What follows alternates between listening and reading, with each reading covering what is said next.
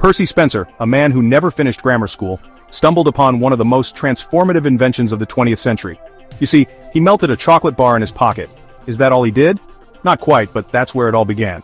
This wasn't your ordinary meltdown. It involved a magnetron, a piece of military technology, and a healthy dose of bewilderment. Spencer, a self-taught engineer, was working on radar technology for the Raytheon Corporation.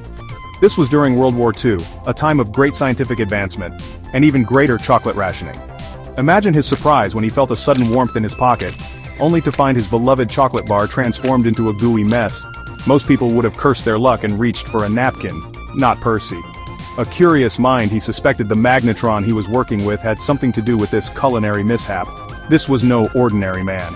This was a man who built his own radio at 12, just from a diagram. A man who joined the Navy to learn about electricity, because formal education wasn't really his thing.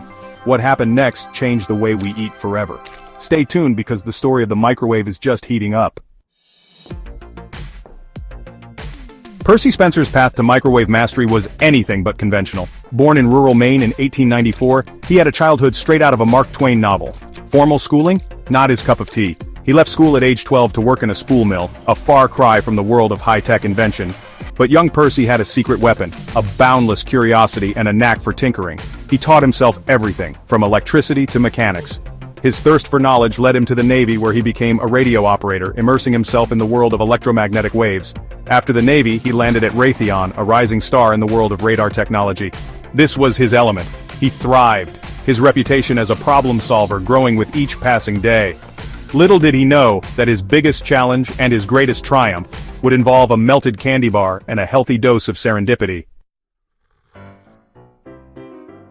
That fateful day when the candy bar met its melty demise was no accident. It was destiny. Spencer, ever the scientist, knew he was onto something big. He replicated the experiment, this time with popcorn. The result? The world's first microwaved popcorn, exploding merrily in his lab. Next came an egg, because what's a scientific breakthrough without a little bit of danger? Let's just say the egg experiment was a learning experience involving a lot of cleaning up and a slightly singed eyebrow. But Spencer was undeterred. He was like a culinary Indiana Jones, exploring the uncharted territories of microwave cooking. Through trial and error, he discovered the key microwaves could heat food from the inside out, cooking it faster than any conventional oven. This was revolutionary.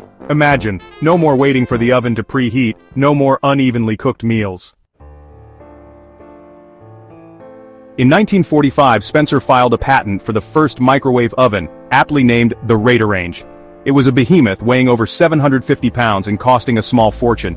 But it worked, and the world took notice. Raytheon, recognizing the potential of Spencer's invention, went on to develop and refine the microwave oven, shrinking it down to a more manageable size, and making it affordable for the average consumer. Spencer, the self-taught genius, became a legend in his own time. He continued to work for Raytheon, amassing over 300 patents, and receiving numerous awards for his contributions to science and technology.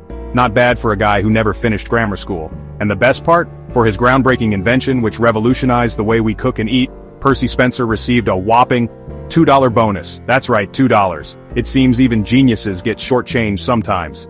So, the next time you nuke a burrito or heat up some leftovers in your trusty microwave, take a moment to remember Percy Spencer, the accidental genius who taught us that sometimes the greatest discoveries happen when we least expect them. Now if you'll excuse me, I have a sudden craving for popcorn. Don't tell my diet.